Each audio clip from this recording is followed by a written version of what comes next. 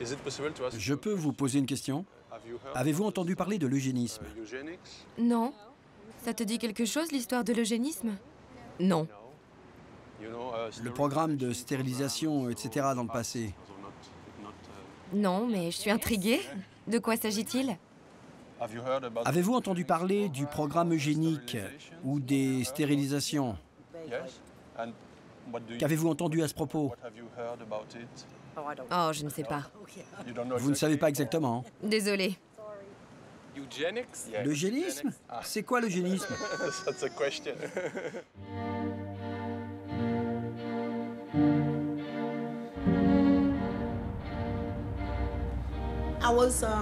À l'âge de 13 ans, j'ai été violée.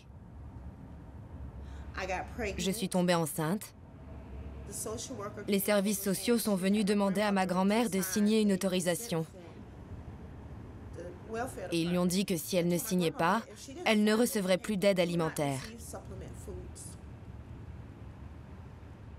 Ma grand-mère a donc signé d'une croix. Et quand ils m'ont pris mon fils, ils en ont profité pour me stériliser. Normalement, aujourd'hui, je me demande pourquoi ils n'ont pas attendu. J'étais si jeune. Mon corps n'était pas prêt à avoir un bébé. Il avait déjà été traumatisé par l'accouchement et déjà avant par le viol. Ils ne m'ont absolument rien dit à ce sujet. Ma grand-mère ne comprenait pas ce qu'elle signait d'une croix. Elle était analphabète. J'ai été violée 2 fois. D'abord par mon agresseur, puis par l'État de Caroline du Nord, car ils m'ont pris quelque chose.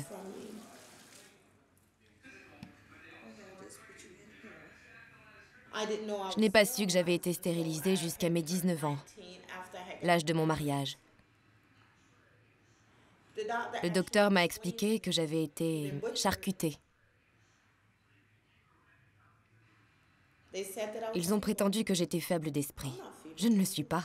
C'était la raison officielle? Oui, la raison officielle pour me stériliser. Je crois que, étant donné que je suis noire et que je venais d'un milieu pauvre,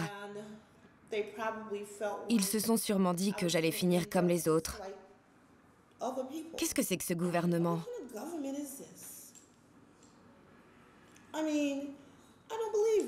Je n'arrive pas à croire que ce gouvernement ait autorisé un groupe de gens à se réunir et dire ce qui était bien pour une autre personne.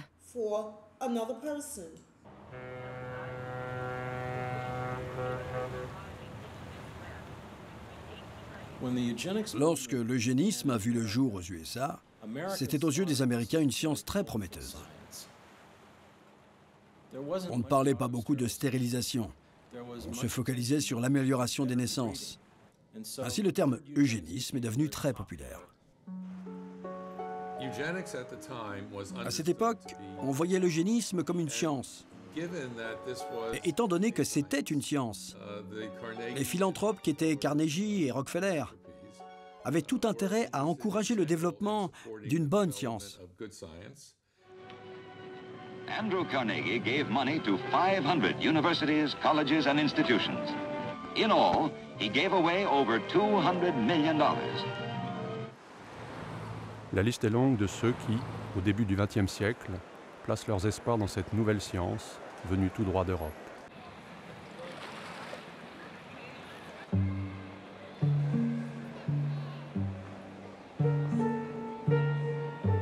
À la fin de sa vie, Darwin s'inquiète. Un avenir bien sombre attend l'humanité, car dans notre civilisation, la sélection naturelle ne joue plus aucun rôle. De plus, le renouvellement de notre population est davantage dû aux classes inférieures qu'aux classes moyennes ou supérieures. Galton, cousin de Darwin, crée en 1883 le mot eugénisme, la science des bonnes naissances.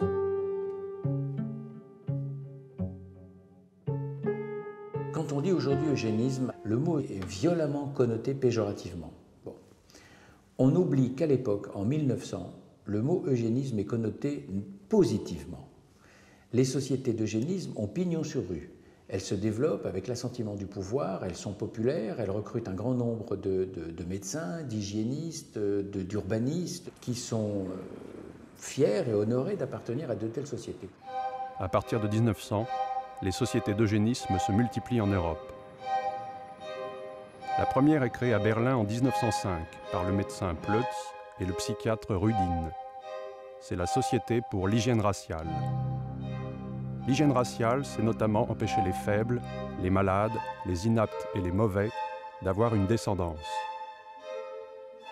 Alors, il peut y avoir une peur de la dégénérescence. C'est un terme qui est très utilisé à partir des années 1880, sous l'influence de la vulgarisation plus ou moins réussie de la pensée de Darwin, sous l'influence d'une observation des sociétés comme des objets d'histoire naturelle.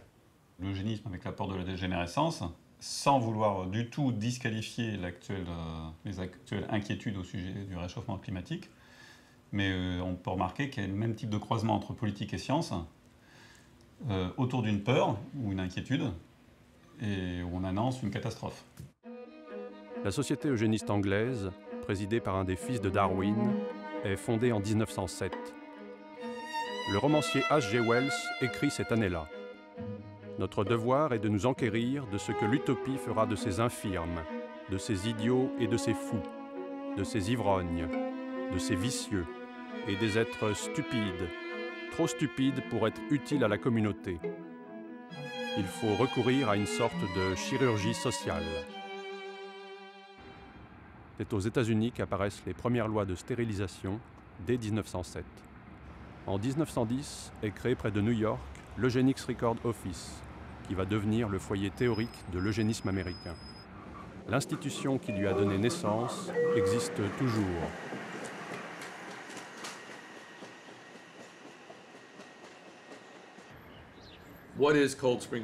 Qu'est-ce que le laboratoire de Cold Spring Harbor aujourd'hui? C'est l'un des plus reconnus au monde pour la recherche en biologie et en génétique moléculaire.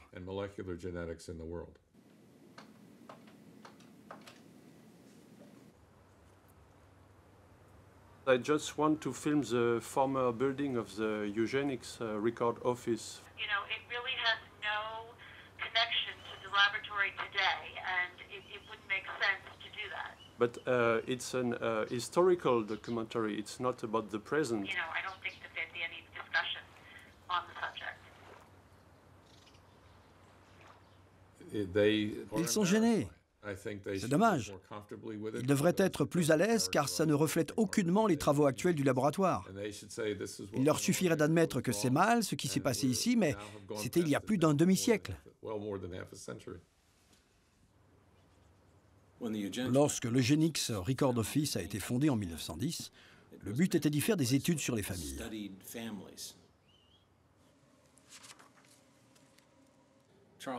Charles Davenport, l'ancien directeur, se concentrait comme son héros Francis Galton sur les traits familiaux.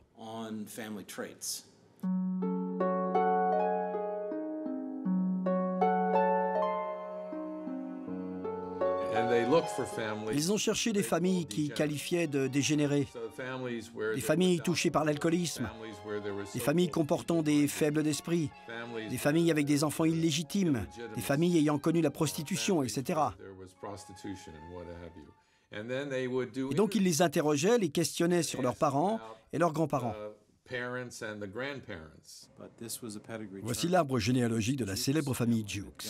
Il était si grand qu'ils ont choisi de le présenter en cercle. Il pouvait ainsi contenir plus de membres.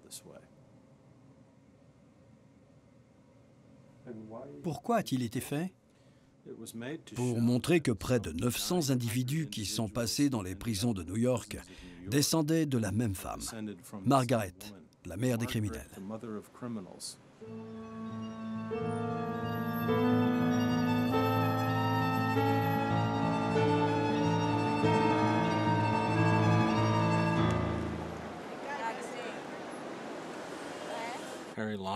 Selon Harry Laughlin, il aurait fallu stériliser 15 millions d'Américains.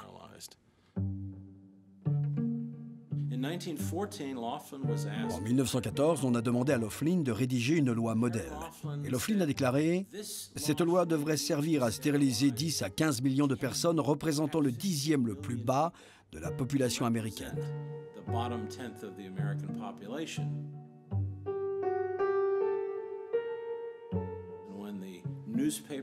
Et lorsque ça a fait la une des journaux, les gens ont ri. Il y a eu de fortes réactions contre lui.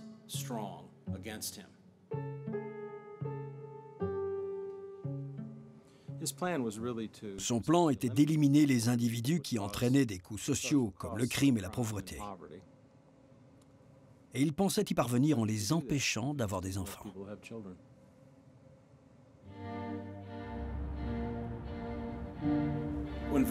Lorsque la Virginie a adopté la loi sur la stérilisation en 1924, il restait à savoir si elle allait être observée par les tribunaux américains. Et les médecins de l'asile pour épileptiques et faibles d'esprit, une institution située près de Lynchburg, en Virginie, ont choisi une jeune femme, Carrie Buck, comme première personne à stériliser. Je l'ai rencontrée en 1983 et elle m'a raconté les fausses accusations portées contre elle. Débauchée, mère inapte, dégénérée morale.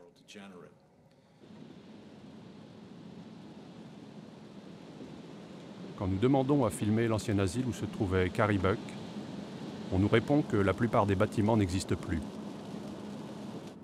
Mais en allant voir sur place, il semble bien que les bâtiments soient toujours là. Il semblait évident que la faiblesse d'esprit de Carrie était héréditaire. Cela avait été établi en faisant passer un test de QI à sa mère qui vivait aussi dans cet asile en Virginie. Carrie et sa mère échouèrent au test. Carrie avait une fille illégitime prénommée Viviane qui avait alors 6 ou 8 mois. Et une infirmière a dit qu'elle lui semblait aussi faible d'esprit. Le cas a d'abord été jugé à la Cour d'appel de Virginie, puis à la Cour suprême des États-Unis. Le jugement a été rendu en 1927 par le juge Oliver Wendell Holmes Jr., considéré alors comme l'un des juges les plus progressistes. À la fin du procès, il déclara « 3 générations d'imbéciles, cela suffit. La mère de Carrie, Carrie et Viviane. »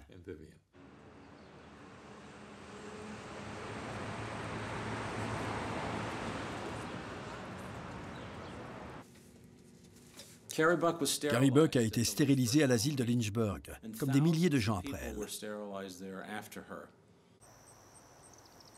Plus de 8000 personnes en Virginie ont été stérilisées dans le cadre de la loi eugénique. Plus de 20 000 personnes en Californie. Et 60 000 personnes en tout ont été stérilisées aux États-Unis.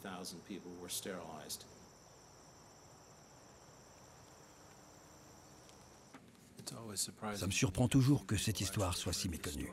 C'est quelque chose dont on n'est pas fier en Amérique.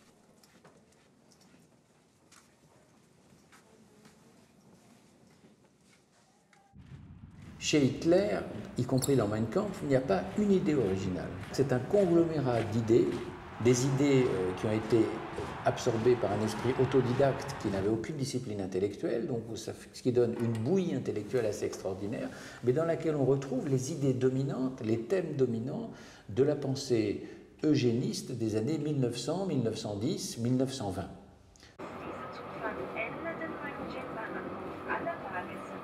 En 1931, le psychiatre Rudin, cofondateur de la Société pour l'hygiène raciale, devient directeur de l'Institut de psychiatrie de Munich. Il va devenir l'un des 3 auteurs de la loi eugéniste nazie de juillet 1933. Cet institut de recherche psychiatrique à Munich était le principal, pour ne pas dire quasiment le seul, et en tous les cas le plus gros centre de recherche psychiatrique au monde. Aussi, en 1925, cet institut est l'un des grands investissements de la Fondation Rockefeller en Europe. La Fondation Rockefeller a fait une donation de 325 000 $. Ce bâtiment est entré en activité dès l'été 1928.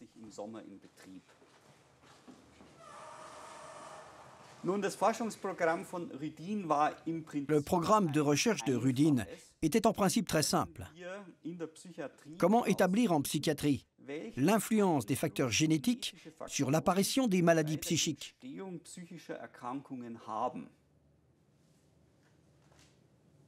Ils ont mené donc des recherches sur la schizophrénie, sur la psychose maniaco-dépressive, qu'on appelle aujourd'hui le trouble bipolaire, sur ce qu'à l'époque on appelait l'arriération mentale ou la faiblesse d'esprit.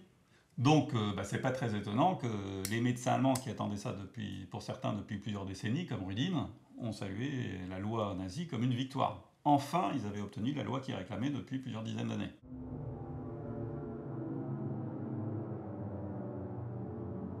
Lorsque l'on observe les premiers mois du régime hitlérien, on est très frappé par la rapidité avec laquelle Hitler lui-même fait mettre en œuvre la première loi eugéniste, celle sur la stérilisation des individus jugés comme inférieurs. Dies Gesetz soll Helfer sein, das Kranke auszumerzen.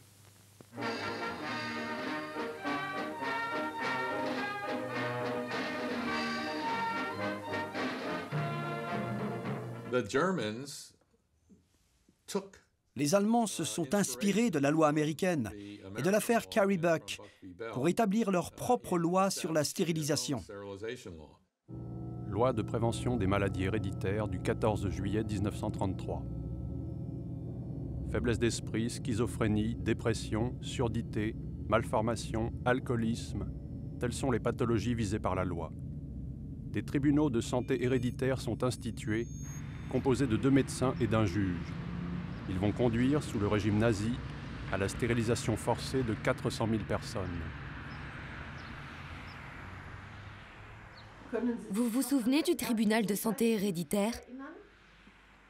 Oui, j'y étais avec mon père.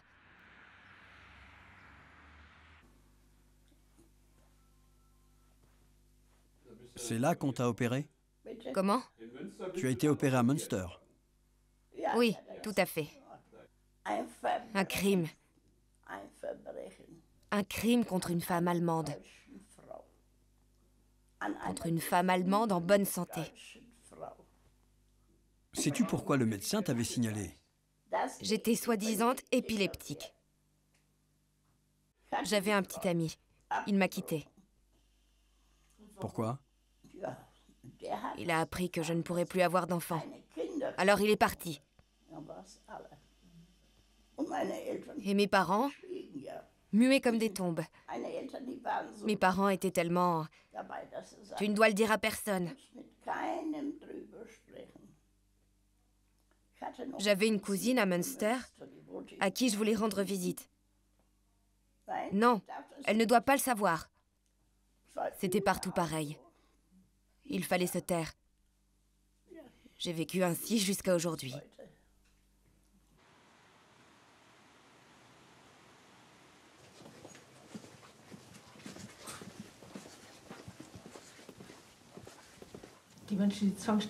Les personnes stérilisées de force étaient des juifs, des tziganes, des témoins de Jéhovah, des prostituées, des homosexuels et l'immense groupe de ceux qu'on qualifiait d'asociaux.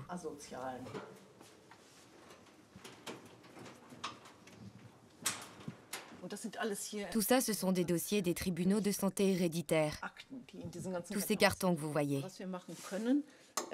Je vous propose de vous lire des questions tirées d'un test d'intelligence. Elles étaient assez absurdes. À quel land appartient ma commune? Capitale de l'Allemagne? Capitale de la France? Qui étaient Luther et Bismarck? Le test d'intelligence dirigé par le médecin a révélé que le malade souffrait de faiblesse d'esprit innée.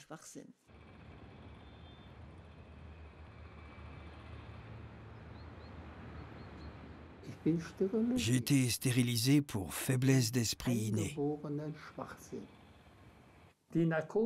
L'anesthésiste m'avait demandé, « Dites-moi, pourquoi vous a-t-on choisi pour cette stérilisation forcée ?» Je l'ai regardé. Aujourd'hui, je ne le sais toujours pas. Je ne le sais toujours pas. Tout ça parce qu'à l'issue de mauvais traitements, je n'ai pas su dire la différence entre un fleuve et une rivière, entre une échelle et un escalier. C'était une raison suffisante pour stériliser un enfant. Jusqu'à aujourd'hui, je n'ai pas compris pourquoi. Ça veut dire qu'à 14 ans, j'étais adulte. À 14 ans. À 14 ans, j'ai parfaitement compris ce qu'on avait fait de ma vie. Et comment elle allait se dérouler. Schizophrénie et faiblesse d'esprit innée. Statistiquement, on a constaté que ces deux diagnostics revenaient le plus souvent dans les dossiers. C'est le plus souvent. Ce sont des appellations très vagues. Voilà pourquoi elles sont souvent utilisées. On ne pouvait pas établir de critères. On ne pouvait pas le prouver. Et ensuite, les gens ont dû vivre toute leur vie avec ce diagnostic, alors qu'ils n'avaient rien.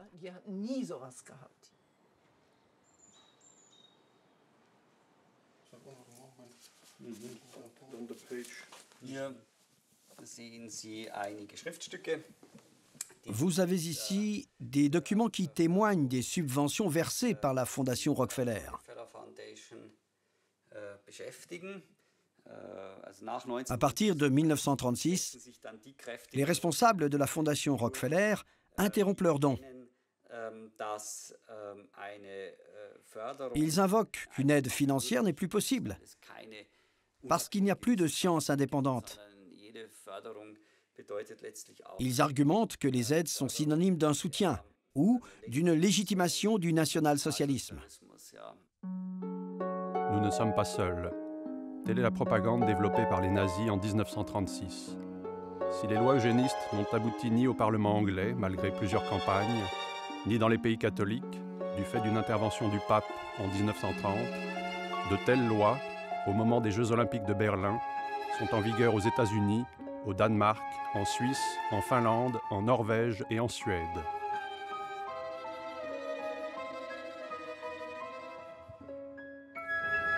« 1936, c'est aussi l'année où est tourné par les nazis le film de propagande eugéniste Erbkrank, le malade héréditaire.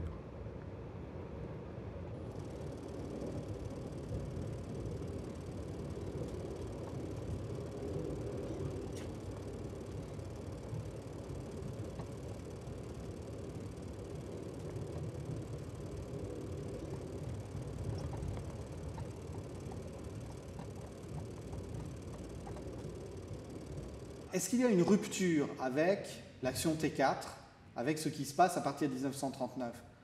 Oui, bien sûr, dans la mesure où on ne s'arrête plus à la stérilisation, on va jusqu'à la mise à mort.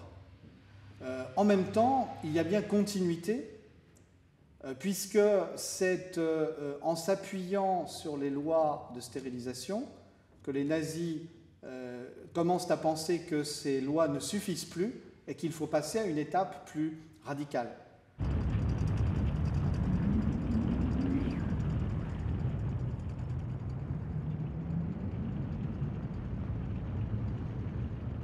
Il fallait l'entrée en guerre pour que les nazis passent d'une stérilisation à une véritable politique de massacre. Lorsqu'Hitler lance le programme T4 en octobre 1939, à aucun moment ce programme ne sera officiel. C'est un programme secret.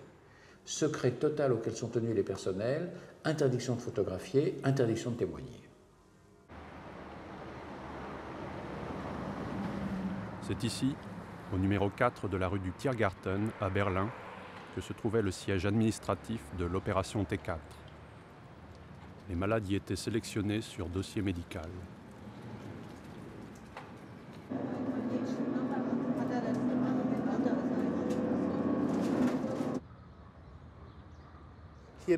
Voici l'ancien hôpital de Bourg.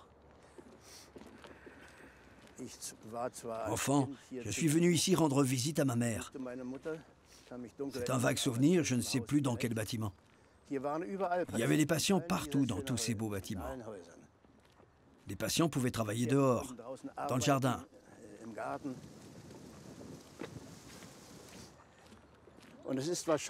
Et c'est certainement par cette allée que les patients étaient transportés vers la mort.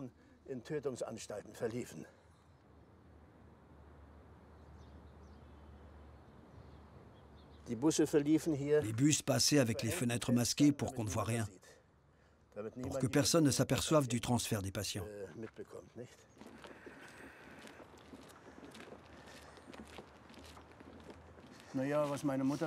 Pour ce qui est de ma mère, elle avait été internée par un médecin dans un sanatorium à Berlin pour dépression, pour simple dépression.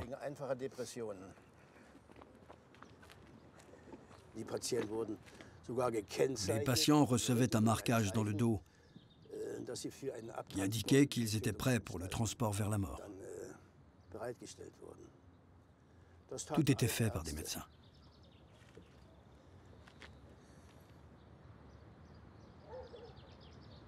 Ma mère a été transférée à Bernburg, comme de nombreux patients de Bourg. C'est situé dans le sud de l'Allemagne, en Saxe.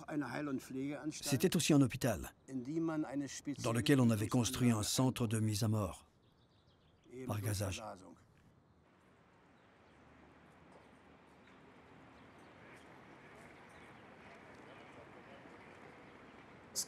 Des hommes, des femmes, des enfants ont été acheminés ici.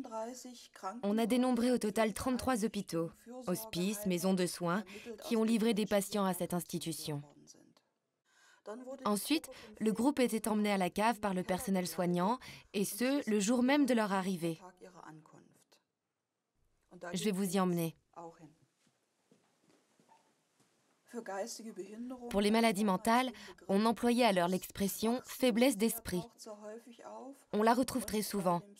Et pour les maladies psychiques, le diagnostic annoncé était très souvent la schizophrénie. Mais cela englobait tout un tas de symptômes qui, de nos jours, donneraient lieu à de tout autre diagnostic. Les victimes étaient conduites très vite dans ce couloir, puis directement dans la chambre à gaz.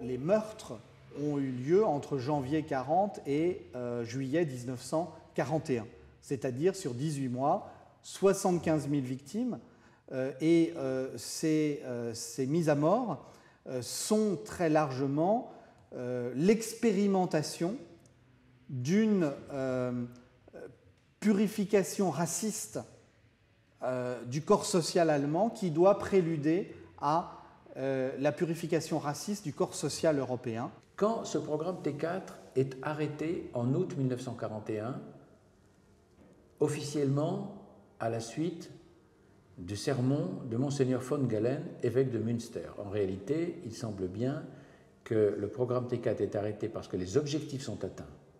C'est ça l'essentiel. Mais qu'en réalité, il va continuer sous un autre nom, dans d'autres lieux. Ma sœur Irma était un enfant handicapé, ce que je n'avais pas remarqué. Une voisine nous a dénoncés. Dans cette famille, il y a un enfant qui n'est pas normal. Irma a donc été examinée par un psychiatre qui a noté « enfant faible d'esprit, totalement idiote ». Et elle était loin d'être idiote, c'est certain.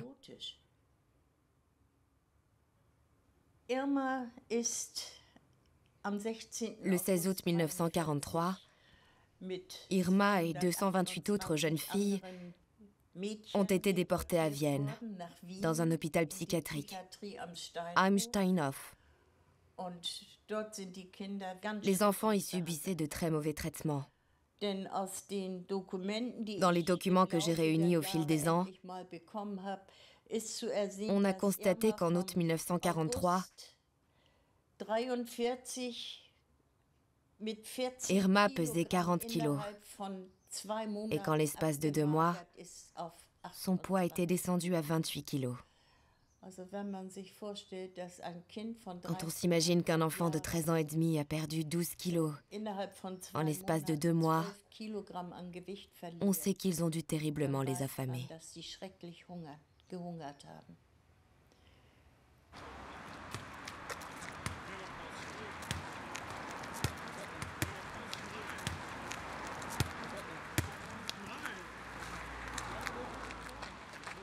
En général, les historiens arrivent au chiffre de 200 000 patients psychiatriques décédés dans les territoires allemands du fait de l'euthanasie.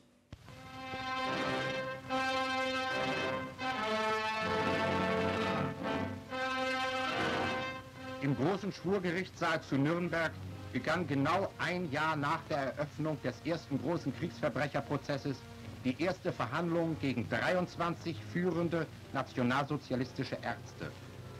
Le fameux procès des médecins de Nuremberg, c'est 23 accusés, dont 20 médecins, sur 90 000 médecins allemands. Ce n'est même pas la pointe de l'iceberg. Et aucun des psychiatres et pédiatres responsables de l'euthanasie n'a été accusé au procès des médecins de Nuremberg. Les auteurs des crimes commis ici les qualifiaient d'êtres asociaux, d'êtres inutiles et sans âme. Et ils employaient encore ces descriptions au cours des procès au milieu des années 60. C'est-à-dire que plus de 15 ans après la fin de la Seconde Guerre mondiale, pratiquement rien n'avait changé.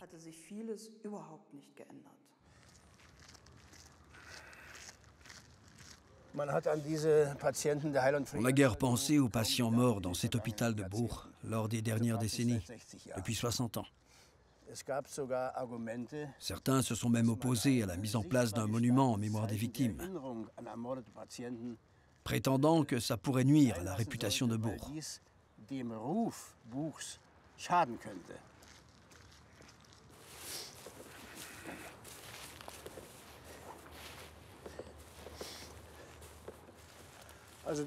Ici, ce serait l'endroit idéal pour un monument commémoratif. Parce qu'on voit l'ancien hôpital en arrière-plan. L'idée que ces gens étaient fous persiste encore aujourd'hui.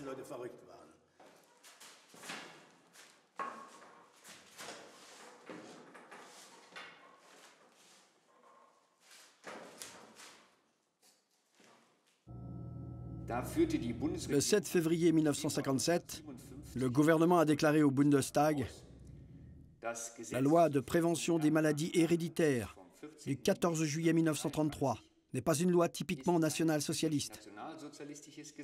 Car même dans des pays démocratiques comme la Suède, le Danemark, la Finlande ou certains États des USA, des lois semblables existent. Si l'eugénisme s'arrête en Allemagne après 1945, il se poursuit à une bien moindre échelle dans les pays scandinaves et aux États-Unis. Après la Seconde Guerre mondiale, le nombre de stérilisations a tellement augmenté en Caroline du Nord que notre État est arrivé au 3e rang américain.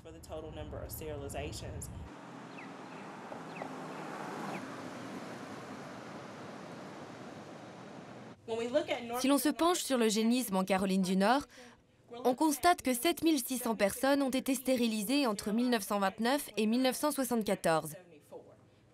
Et vous pouvez voir que notre courbe connaît un pic dans les années 50 et 60. Nous avons des victimes qui étaient alors âgées de 10 ans, garçons et filles. Et nous avons donc un nombre important de personnes, aujourd'hui âgées de 50 ou 60 ans, qui sont ici avec nous.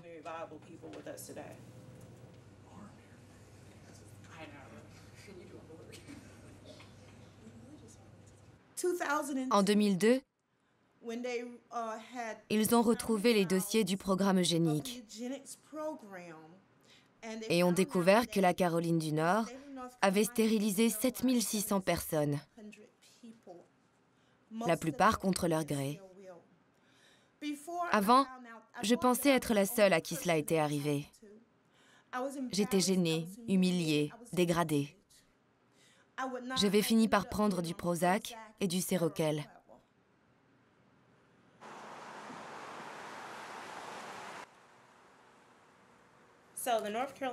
La Fondation pour les victimes de stérilisation a été créée en mars 2010. Sa vocation est d'informer les personnes qui ont été victimes du programme eugénique.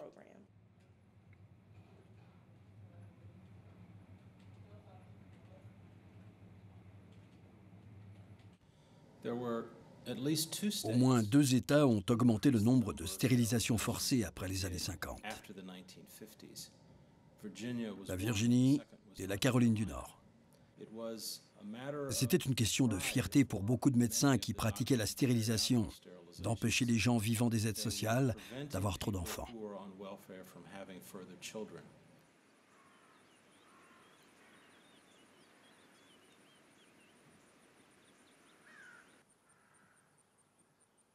J'avais 14 ans.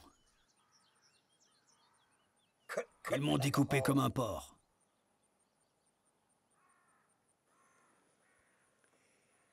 Ils m'ont opéré en 1948, il y a 64 ans.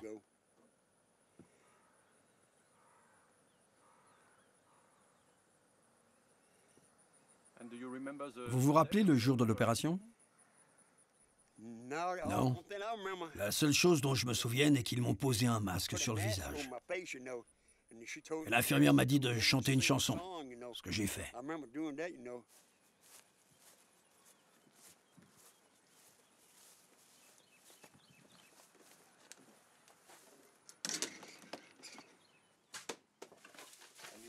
Vous étiez à Kingston? Kingston, oui. Caswell Training School.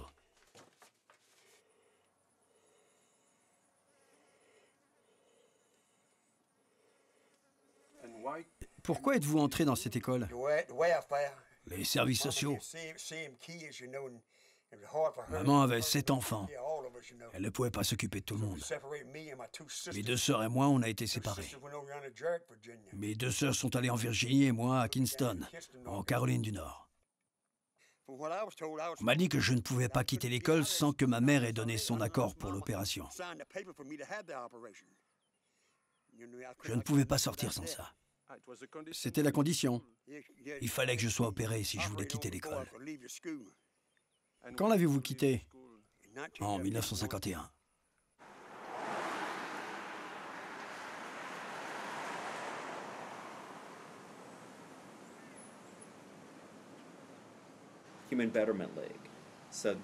Ligue de l'amélioration humaine. Ce mouvement était soutenu par des familles et des médecins renommés. Il distribuait des brochures qui parlaient des débiles, disant qu'ils ne devaient pas se reproduire. Une immense propagande. Cette ligue est créée en 1947. Un de ses objectifs, s'occuper des fous et des faibles d'esprit.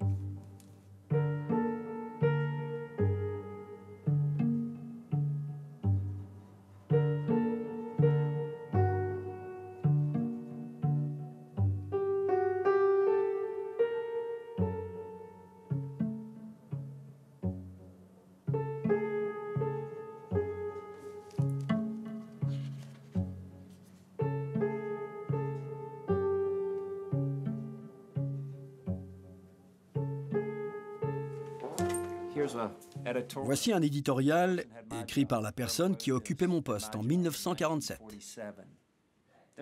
Il y a 6000 écoliers en Virginie qui sont incapables d'aller au-delà du CE2. Ces faibles d'esprit ne devraient pas se reproduire. Leurs descendants représenteraient une charge pour l'État. C'est quelqu'un qui était à mon poste qui a rédigé ce torchon.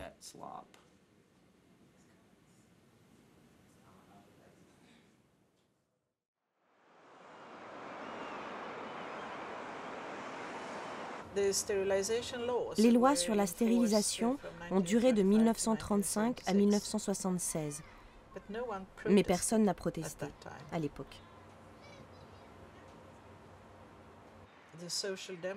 Les sociodémocrates étaient intéressés par l'aspect quantitatif.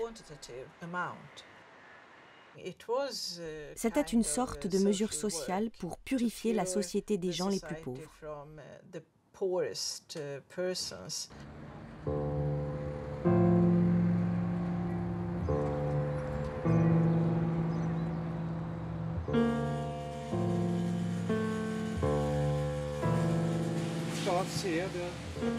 Vous avez ici les formulaires de stérilisation. Ici et ici aussi.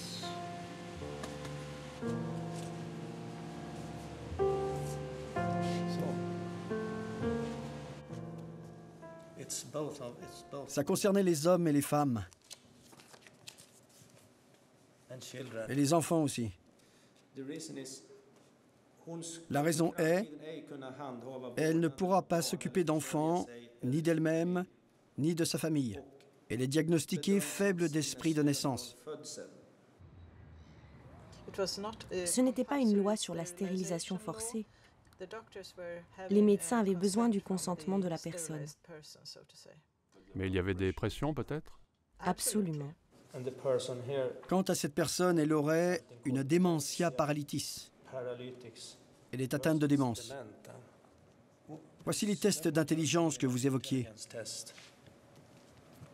Et si le résultat révélait que le degré d'intelligence était inférieur à celui d'un enfant de 12 ans, les médecins pouvaient alors stériliser les personnes sans leur consentement.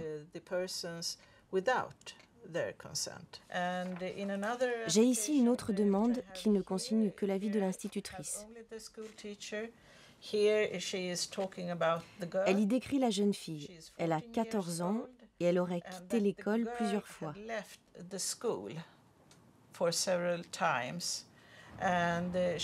Elle l'accuse d'avoir une sexualité douteuse et dit de son visage et de son apparence qu'ils ne sont pas beaux.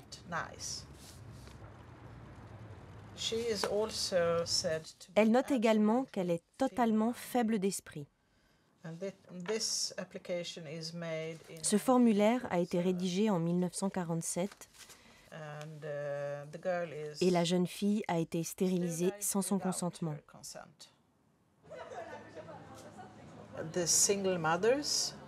Les mères célibataires ont été les plus touchées par la stérilisation au début des années 1950 parce que les femmes touchaient des allocations pour leurs enfants. Le risque pour la société était que la femme ait d'autres enfants pour toucher plus d'argent.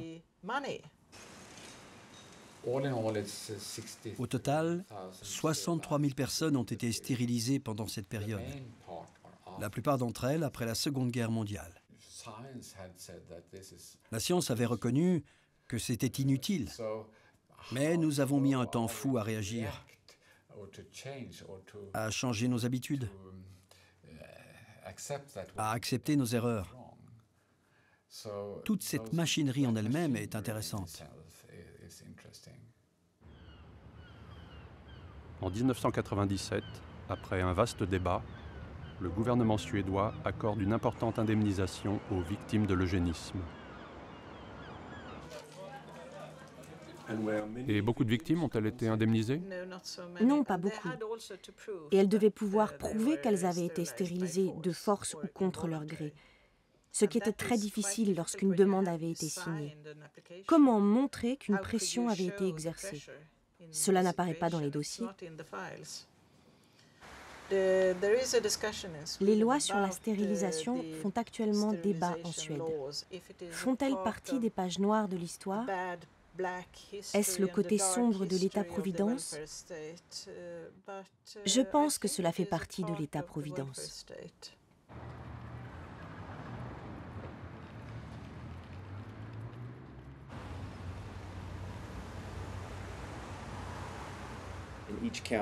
Dans chaque comté, il y a un département des affaires sociales.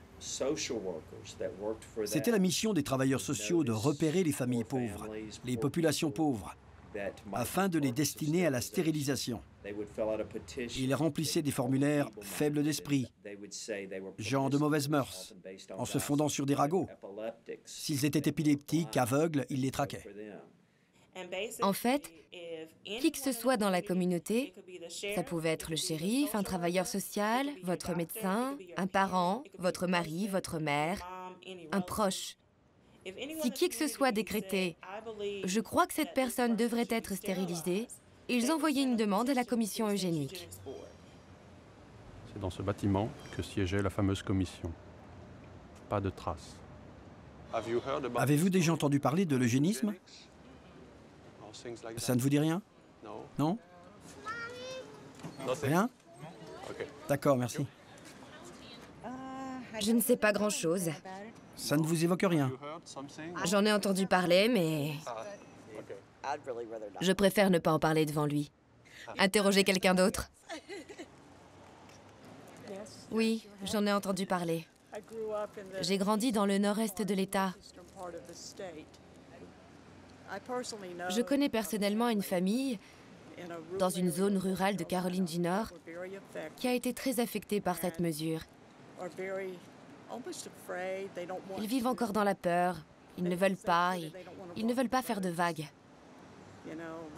Ils dépendent des aides sociales.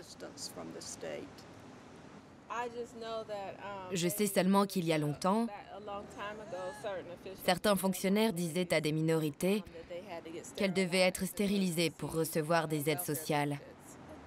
C'est de ça qu'il s'agit? Oui, c'est exact. Au fil des ans, on a constaté dans les années 50 et 60 une augmentation considérable du nombre de femmes afro-américaines qui étaient déclarées inaptes. L'objectif des stérilisations en Caroline du Nord n'était pas, je crois, de répondre à une doctrine eugénique visant à améliorer la qualité de la population, mais de faire des économies.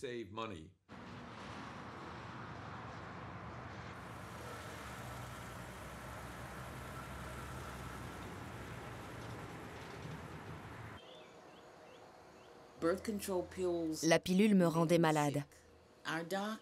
Notre docteur a dit qu'il connaissait quelque chose, un moyen de contraception extraordinaire. Je suis donc allée à l'hôpital. J'y ai subi une intervention, je suis sortie de l'hôpital et j'ai continué ma vie avec mes 3 enfants. C'était en 1972. En 1976, je suis retournée à l'hôpital pour annuler l'intervention. Mais quand j'ai voulu refaire ma vie, quand j'ai voulu me remarier et que j'y suis retournée pour y subir l'intervention inverse, il a rigolé. Il trouvait ça drôle. C'est alors qu'il m'a dit que j'étais stérile. Et il s'est remis à rire. Et moi, je lui répétais, « Non, je n'ai pas signé ça. Ce n'est pas ce que vous m'avez dit. Si la démarche avait été légale, il y aurait des preuves médicales quelque part. Je disposerai d'un dossier médical qui attesterait que j'ai subi une opération de stérilisation. » Pourquoi a-t-il fait l'opération? Parce qu'il le pouvait. Il pouvait agir comme Dieu avec la vie des gens. En fait, je pense qu'il se prenait pour Dieu. Ils pouvaient faire leur choix et agir sans jamais en affronter les conséquences. Mais maintenant...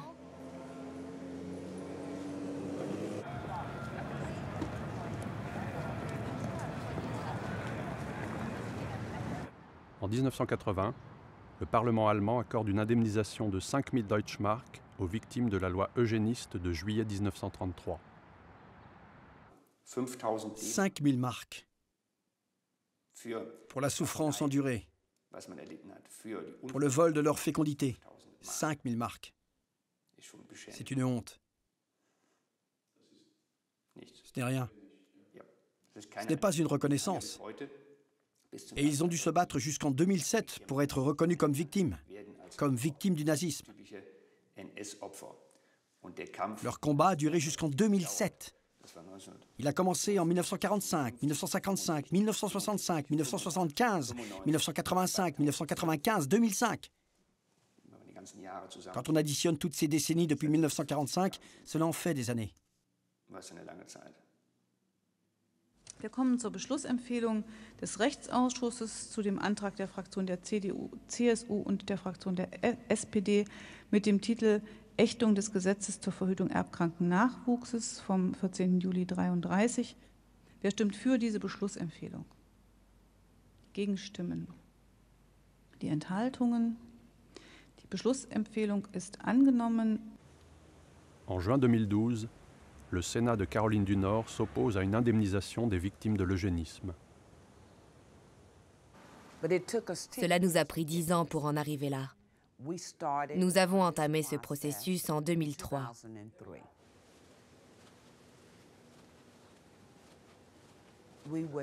Nous aurions été le premier État sur 38 à indemniser les victimes. Déçu n'est pas un mot assez fort. Je n'arrive pas à trouver la bonne expression, mais j'étais vraiment, vraiment en colère. Car la Caroline du Nord n'a pas fait ce qui était moralement juste pour indemniser des personnes qu'elle avait consciemment violentées. Et je connais des gens, ils me disent qu'ils connaissent quelqu'un, un cousin, un oncle, une tante, mais ils ne savent pas s'ils sont sur les listes officielles.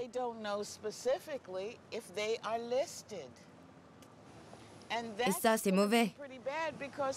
Moi-même, je ne suis pas sur les listes.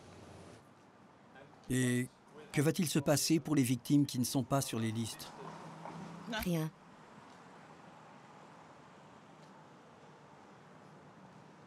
Rien.